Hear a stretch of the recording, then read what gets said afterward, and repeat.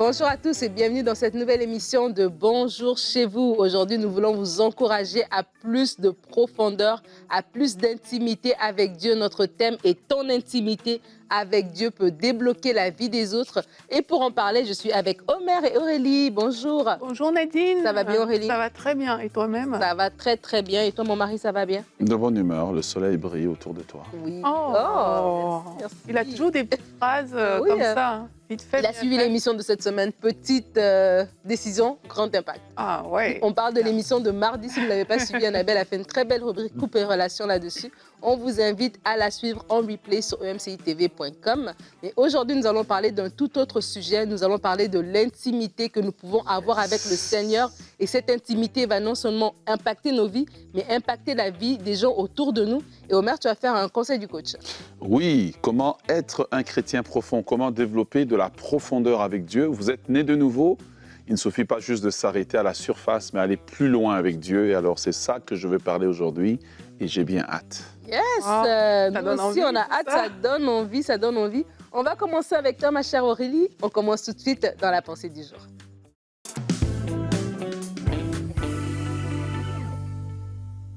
En tant que chrétien, on a tous un rôle à jouer dans la société et pour le royaume de Dieu. On ne peut pas juste se contenter d'être sauvé et s'arrêter là. La Bible dit que la création attend la manifestation des fils de Dieu. Donc, il y a même la création qui t'attend. Il y a des situations qui vous attendent. Il y a des hommes, il y a des femmes également qui attendent votre manifestation. Et puis, y arriver, c'est tellement important d'avoir une communion avec Dieu parce que de cette intimité, il y a tellement de choses qui vont découler qui auront un impact non seulement pour vous, mais également pour les autres et pourquoi pas pour les nations. Je vais partager avec vous 3 choses que votre intimité peut produire dans la vie des autres. Alors, l'intimité peut non seulement vous donner à vous accès au surnaturel, mais cela peut permettre également à d'autres personnes d'avoir accès à ce surnaturel. Et pour illustrer ça, je vais lire avec vous l'histoire de la transfiguration dans Luc 9, au verset 28. On dit que Jésus, il a pris avec lui Pierre, Jean et Jacques. Et pendant qu'il priait, ça c'est à partir du verset 29, l'aspect de son visage changea et son vêtement devint d'une blancheur éclatante. Et voici que 2 hommes s'entretenaient avec lui, c'était Moïse et Élie, apparaissant dans la gloire. Ils parlaient de son prochain départ qui allait s'accomplir à Jérusalem. Pierre et ses compagnons étaient accablés de sommeil, mais restés éveillés, ils virent la gloire de Dieu et les 2 hommes qui étaient avec lui. Plus tard au verset 34, on dit « Ils parlaient encore quand une nuée vint les couvrir ». Ça, c'est après que Pierre ait proposé de faire des tentes. Ils parlaient encore quand une nuée vint les couvrir. Les disciples furent saisis de frayeur en les voyant disparaître dans la nuée. Et de la nuée sortit une voix qui dit « Celui-ci est mon fils bien-aimé, écoutez-le ». Donc là, on parle de la transfiguration de Jésus-Christ. Ce qui s'est passé, c'est que Jésus a pris avec lui Pierre, Jean et Jacques et ils sont partis faire quoi? Ils sont partis prier. Donc, il était dans un temps d'intimité avec Dieu et dans ce temps d'intimité, il a vécu quelque chose de fort. Il a vécu la transfiguration. La Bible dit que l'aspect de son visage a changé et son vêtement est devenu éclatant. Ça, c'était du côté de Jésus. Maintenant, cette intimité que Jésus a entretenue a eu un effet sur ses disciples parce que les disciples étaient là et ils ont eu accès au surnaturel. Donc, ils ont vu Moïse, ils ont vu Élie. Et on dit apparaissant dans la gloire. Donc, il y a eu vraiment un accès au surnaturel. En plus, ils ont entendu la voix de Dieu leur parler pour dire « Celui-ci est mon fils bien-aimé, écoutez-le ». Donc, on est parti de cette situation où Jésus-Christ priait, mais les disciples ont été impactés par cette situation-là. Et c'est la même chose avec nous. C'est que quelquefois, vous pouvez être là alors que vous communiez avec Dieu et il y a un impact que cela va créer dans la vie des autres. On voit souvent parfois dans les églises des pasteurs qui viennent, ils sont loin et puis le fait qu'ils ont passé du temps dans l'intimité avec Dieu, ils ont développé cette onction et quand ils arrivent dans des réunions, on voit qu'il y a des choses qui se passent. Des personnes vivent des choses qu'elles n'auraient pas vécues si cette personne-là n'avait pas eu ce temps intime avec le Seigneur. Et ce n'est pas que réservé aux pasteurs. Vous aussi, vous pouvez, alors que vous êtes chez vous, développer votre intimité comme ça avec Dieu.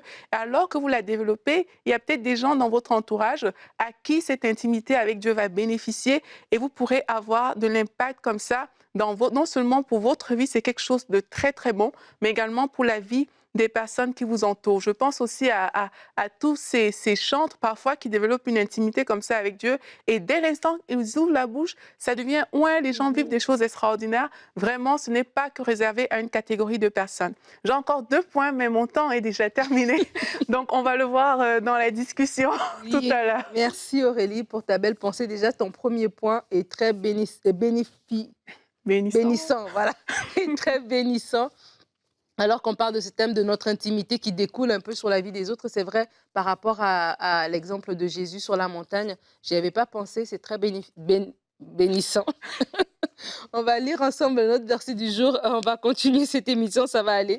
Dans Hébreux 11, le verset 7, c'est notre verset du jour. La Bible dit, par la foi, Noé a construit un bateau pour sauver sa famille. Il avait pris au sérieux la révélation qu'il avait reçue au sujet d'événements qu'on ne voyait pas encore. Et tu parles, Aurélie, de Jésus qui était sur la montagne et qui a vécu quelque chose avec Dieu. Et cette chose-là aussi, les autres ont été impactés. Et dans notre vie de tous les jours, tu as dit, il y a des pasteurs, il y a des chantres. C'est vrai, dans le sens, dans le service à l'église, on vit des moments forts, on est loin. Mais même dans la vie de tous les jours, de façon pratique, ce verset qu'on vient de lire de la vie de Noé nous montre que lorsqu'on est une personne d'intimité avec Dieu, on peut vraiment, les autres autour de nous peuvent en bénéficier. Ça peut débloquer la vie des autres. L'intimité que Noé avait avec Dieu a débloqué non seulement sa vie à lui, mais celle de sa femme, de ses fils et de ses belles-filles. Effectivement. Donc, ça veut dire que pour vous, peut-être que vous êtes un parent, peut-être que vous êtes un chef d'entreprise. L'intimité que vous allez avoir avec Dieu va vous permettre d'avoir des nouvelles stratégies par rapport à la direction que vous devez donner à votre entreprise, alors que le monde est peut-être dans un contexte économique qui est compliqué. Mais vous allez pouvoir assurer un avenir à vos employés parce que vous avez une intimité avec Dieu. Donc, vous avez des réactions qui sont conduites par l'Esprit. Donc, c'est vraiment important le thème que tu as apporté. Donc, du coup, je te laisse continuer le point que tu voulais apporter. Mais ça va dans le même sens de ce que tu as dit. C'était que ton intimité avec Dieu peut débloquer la vie de ta famille et ça peut même débloquer la vie de plein de nations, en fait. Et là, moi, j'ai pensé à l'histoire d'Esther parce que quand on voit Esther était reine. Ça veut dire qu'elle avait déjà un certain accès auprès du roi. Mais c'est seulement quand elle est partie jeûner, prier avec le peuple, que lorsqu'elle s'est présentée auprès du roi, il était prêt à lui donner la moitié du royaume et il lui a tendu le sceptre. Mais elle était déjà reine, mais le roi ne l'avait jamais fait. Et il a fait seulement après qu'elle ait passé ce temps où elle a décidé de se rapprocher de Dieu. Et là, on voit que non seulement elle a été sauvée, mais également le peuple a été sauvé avec elle. Et quelquefois, c'est ça en fait, c'est qu'il y a des choses que on va aller chercher dans l'intimité, mais qui ne nous concernent pas que nous, mais qui concernent également les membres de notre famille, les personnes qui nous entourent et qui peuvent concerner des nations en fonction de comment est-ce qu'on est appelé en fait. Et c'est tellement important. Il y a des délivrances que c'est dans l'intimité avec Dieu qu'on va aller chercher, des délivrances de famille, plusieurs choses comme ça, parce qu'il y a des accès qu'on n'a pas forcément. Tu peux être l'épouse du roi, mais tu n'as pas accès à la moitié du royaume. Et quand tu passes du temps dans l'intimité, là, d'un coup, tu as accès à la moitié du royaume. Donc, c'est important de le réaliser, en fait. Et pour conclure, notre intimité avec Dieu aussi peut faire de nous des gagnants d'âme pour le royaume de Dieu. Lorsqu'on voit la vie des gens comme Paul, des disciples, on lit même la Bible, tout l'Ancien Testament, toutes ces personnes qui ont eu un impact avec Dieu, mais c'est parce que ils ont connu le Seigneur d'une certaine manière qu'aujourd'hui, leur histoire nous inspire et nous permet de grandir dans la foi. Et c'est pareil, alors qu'on choisit de s'approcher vers Dieu, de Dieu, mais on va voir que ce qui va sortir de nous, ce qu'on va dégager, ce sera des choses qui inspirent les autres. Et ça va donner envie comme ça à d'autres personnes de se rapprocher de Dieu également, de servir le Seigneur. Et on est né, on existe pour accomplir les plans de Dieu. Donc, c'est tellement important en fait de réaliser que parce que moi je suis consacrée, parce que je passe du temps avec Dieu, mais ma vie va donner envie à d'autres personnes de passer aussi du temps avec Dieu. Amen, Voilà. absolument. Ouais. Et aussi, c'est important, je crois que tu le dis, non seulement ça va donner du goût aux autres de le passer, mais c'est important parce que lorsque je le fais, j'ouvre aussi vraiment des portes pour les autres, en fait. Et des fois, je me dis, des fois, c'est sec. Des fois, on se plaint des gens. On se dit peut-être que, je sais pas, moi, je pense à un pasteur qui se plaint de son équipe en disant que mon équipe n'est pas assez consacrée et tout ça. Mais des fois, nous-mêmes, si nous, on paye le prix, entre guillemets, de nous consacrer, d'aller chercher cette intimité avec Dieu, du coup, il y a quelque chose qui va se dégager de nous et ça va donner soif aux autres personnes autour de nous. Amen. Amen. Amen. OK. Et moi, je veux aussi revenir sur le point de la famille, parce que j'ai l'impression que c'est vraiment quelque chose d'important. Ouais. Parfois, dans les familles, les choses qu'on remarque, c'est qu'on pointe du doigt Mhm. l'autre. L'autre n'est pas assez ci, l'autre n'est pas assez ça, l'autre a fait ci, il a fait ça. Quelquefois, ça ne vaut pas la peine de beaucoup parler. Mhm. Ça vaut la peine d'aller dans la présence de Dieu et rester là, en fait. Et on va voir les situations se décanter comme ça, toutes seules, en fait. Et là, je trouve que c'est des choses qui nous touchent tous les jours. Ouais. C'est des choses qu'on est tellement entourés. Nous tous, on a une famille, Mhm. qui qu'on soit. Et tu sais que, OK, là, il y a des situations qui se présentent devant moi et je vous encourage d'arrêter de trop parler, en fait. Mhm. Arrêtez de pointer du doigt, mais allez dans la présence de Dieu et laissez que votre intimité avec Dieu se développe. Et vous allez voir que vous n'aurez plus besoin d'accuser vos parents d'avoir fait ci ou ça, de ne nous avoir pas donné ceci ou cela.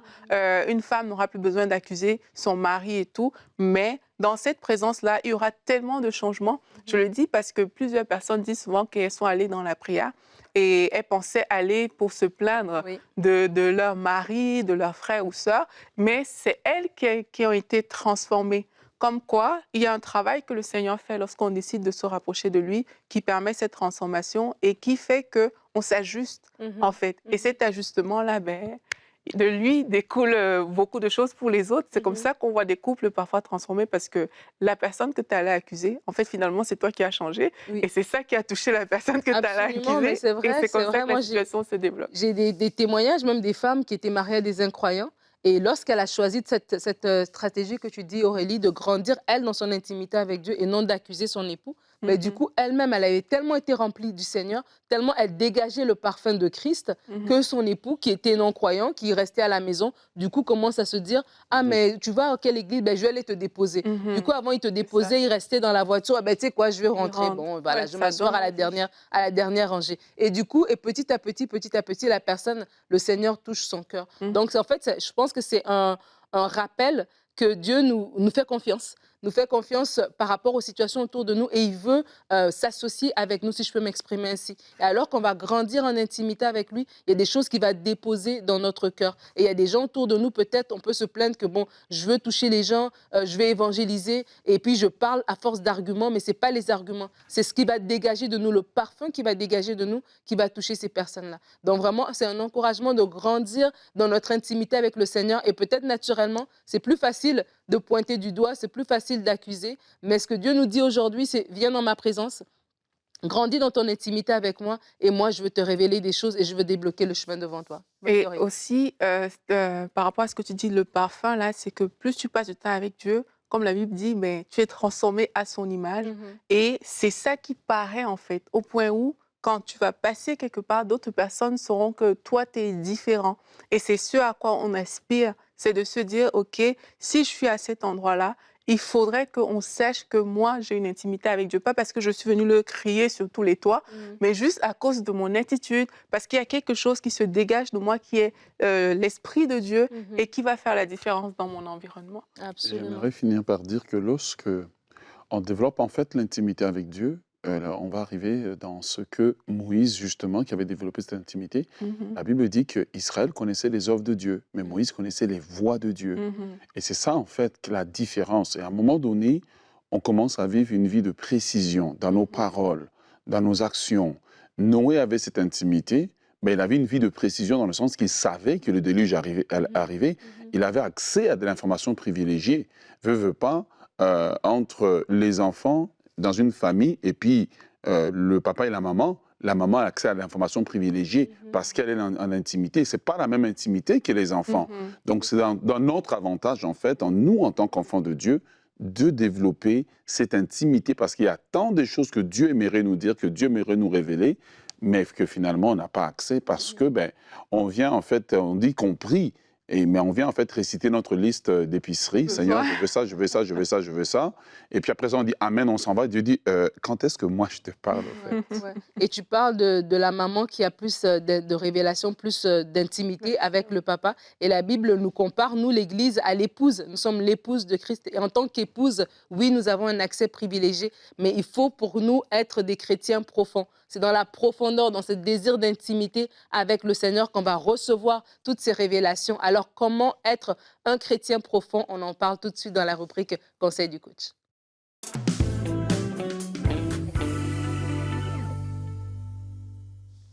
S'il y a une chose qui a été déplorée et soulevée depuis l'Ancien Testament, c'est en fait la légèreté ou le manque de profondeur du peuple de Dieu. Dieu, en fait, n'est pas impressionné par les masses, mais il est intéressé par des personnes qui vont très loin avec lui, qui vont profondément avec lui. Alors, voici ce que la parole de Dieu nous dit. Même Élie disait au peuple d'Israël, au mont Carmel, jusque quand vous allez chanceler ou bien vous allez être clopinant d'un côté et de l'autre, si c'est l'Éternel qui est Dieu, servez-le. Si c'est Baal qui est Dieu, servez-le. Dieu est intéressé qu'on aille beaucoup plus loin que le culte du dimanche, beaucoup plus loin que les réunions publiques, mais que nous-mêmes, nous puissions avoir cette intimité. Et donc, il se peut qu'on soit chrétien depuis longtemps, on va à l'église, mais on n'a pas été loin avec Dieu. Ce n'est pas le nombre d'années qui nous rend un chrétien profond, mais c'est plutôt un ensemble des choses que nous mettons en place, qui est des habitudes que nous développons, qui nous aident. L'apôtre Paul disait dans 1 Corinthiens chapitre 3, le verset 1 à 3, il dit « Pour moi, frère, ce n'est pas comme à des hommes spirituels que j'ai pu vous parler, mais comme à des hommes charnels, comme à des enfants en Christ. Je vous ai donné du lait, non de la nourriture solide, car vous ne pouviez pas la supporter et vous ne le pouvez même pas à présent parce que vous êtes encore charnels. » En lisant ce verset, on comprend que un chrétien qui n'est pas profond, en fait, d'un côté, non seulement c'est un enfant, mais il est charnel, il ne va pas plus loin avec Dieu.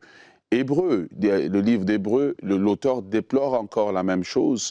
Il dit, dans Hébreu chapitre 5, le verset 12, « Vous qui depuis longtemps devriez, et soulignez bien devriez dans vos Bibles, donc il y a des attentes qu'il y avait envers eux, des attentes que Dieu avait, devriez être des maîtres, vous avez encore besoin qu'on vous enseigne les premiers rudiments des oracles de Dieu. Vous êtes venus avoir besoin du lait et non de la nourriture solide. » Lorsqu'on n'est pas un chrétien profond, il y a un certain type d'enseignement qu'on aime. Vous voyez, on aime bien les prophéties qui vont nous dire que demain on va être prospère. On aime bien un certain type d'enseignement, des enseignements qui vont nous exciter et non nous remettre en question et nous emmener en fait à la véritable repentance pour aller loin avec Dieu. Mais en fait, il faut devenir un chrétien profond. Qu'est-ce que c'est qu'un chrétien profond? Un chrétien profond, d'abord, c'est un chrétien qui est fort, ok? Un chrétien qui est fort. Éphésiens 6, 10. Au reste, mes frères, fortifiez-vous dans le Seigneur. Il ne suffit pas simplement de venir à l'église, mais il faut être un chrétien fort. Qu'est-ce que c'est qu'un chrétien fort? Un chrétien fort, c'est un chrétien qui est devenu inébranlable, qui peut résister à tout vent et marée. 1 Corinthiens chapitre 15, le verset 58. Et qu'est-ce que c'est qu'un chrétien fort? Un chrétien fort, c'est un chrétien spirituel. Un chrétien spirituel. 1 Corinthiens chapitre 3, le verset 1. Paul dit, je n'ai pas pu vous parler comme à des hommes spirituels. Donc tu vois, dans la vie chrétienne, dépendamment de l'âge de la personne, il y a différents langages qu'on emploie parce que certaines personnes ne peuvent même pas supporter un certain type d'enseignement. Qu'est-ce que c'est qu'un chrétien fort? Quatrièmement, eh bien, c'est un chrétien mature. Éphésiens chapitre 4, le verset 4. Voici comment la Bible définit d'être un chrétien profond. Donc c'est quelqu'un qui est un chrétien qui est fort, inébranlable, spirituel et mature. Alors voici 5 raisons, parce que mon but ici, c'est de te donner l'envie de devenir un chrétien profond. Voici 5 raisons pour lesquelles tu dois être un chrétien profond. Premièrement, pour ne pas rétrograder. Tu vois, lorsque tu es un chrétien profond, tu auras du mal à rétrograder. Paul dit que Démas, qui était un de ses compagnons, l'a abandonné par amour pour ce monde. Et aujourd'hui, on voit beaucoup de chrétiens, parce qu'ils voient un scandale, ils voient un homme de Dieu qui est tombé, il dit, moi j'abandonne l'Église. Mais ce n'est pas l'Église qui t'a fait quelque chose. Ta relation, c'est avec Christ, pas avec l'homme de Dieu. Ce n'est pas l'homme de Dieu qui est mort à la croix pour toi, c'est Christ qui est mort à la croix pour toi.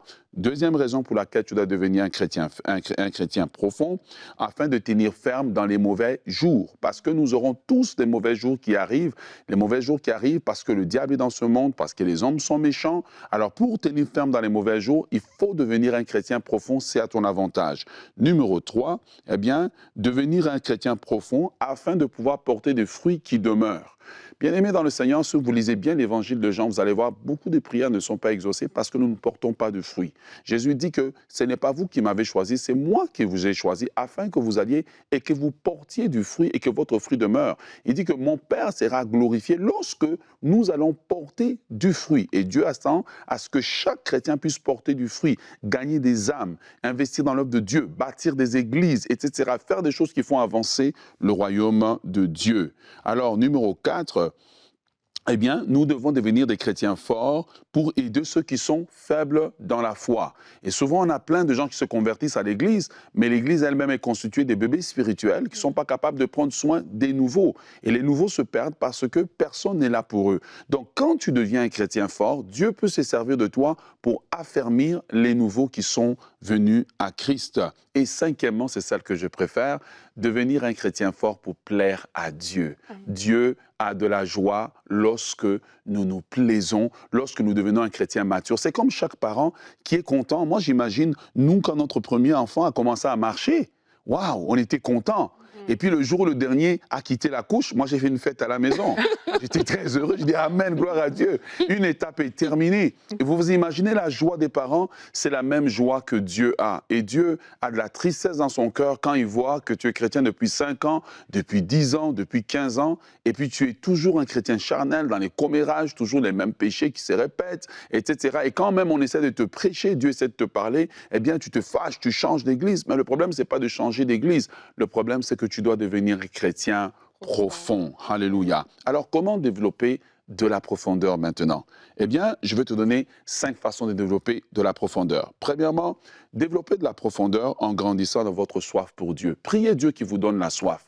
Demandez à Dieu, donne-moi la soif de toi, donne-moi la faim de toi. Parce qu'il n'y a que la soif qui fait qu'on ouvre la bouche pour boire. Il n'y a que la soif qui fait qu'une biche, même en danger, va aller auprès d'un courant d'eau, sachant que sa vie est à risque, mais elle va aller là. La soif vous attire près de Dieu. Elle vous donne envie de vous rapprocher de Dieu, même maladroitement, mais elle crée en vous cette envie-là. Numéro 2, eh bien, développer de la profondeur en ayant l'habitude, et je souligne le mot habitude, d'avoir des temps de recueillement personnel avec Dieu régulièrement, chaque jour. Retirez-vous avec Dieu, ouvrez votre Bible, lisez, priez, remerciez Dieu pour sa bonté, adorez Dieu en privé, ça va développer de la profondeur en vous. Numéro 3, eh bien, développer de la profondeur en apprenant à obéir aux commandements de Dieu. Parce que ça ne sert à rien de lire la Bible et puis vous ne la mettez pas en pratique, vous voyez? Mais c'est quand vous vous disciplinez à mettre la Bible en pratique que maintenant vous commencez à vous enraciner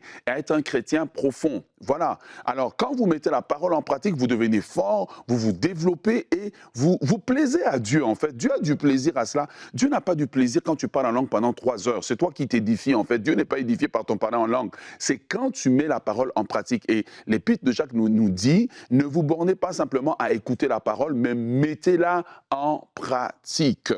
Alors, nous ne devons pas seulement mettre en pratique des textes qui nous arrangent, mais mettre en pratique la parole de Dieu entièrement. Numéro 4, eh bien, nous devons développer de la profondeur en pardonnant à ceux qui nous ont offensés. Bien-aimés dans le Seigneur, s'il y a une chose qui paralyse la marche chrétienne, c'est le fait de vivre dans des offenses, de ne pas oublier une faute qui nous a été faite, de ressasser la même chose. Et tu vas remarquer, les gens ils se lèvent, ils changent d'église, etc. Mais en fait, parfois, une offense sur ton chemin est un examen que Dieu t'a donné pour savoir si réellement tout ce que tu avais confessé était vrai, que tu aimes Dieu, que tu aimes les frères. Et cet examen que tu as échoué, quand tu vas ailleurs, le même examen va revenir parce qu'avec Dieu, on ne peut pas acheter un bulletin.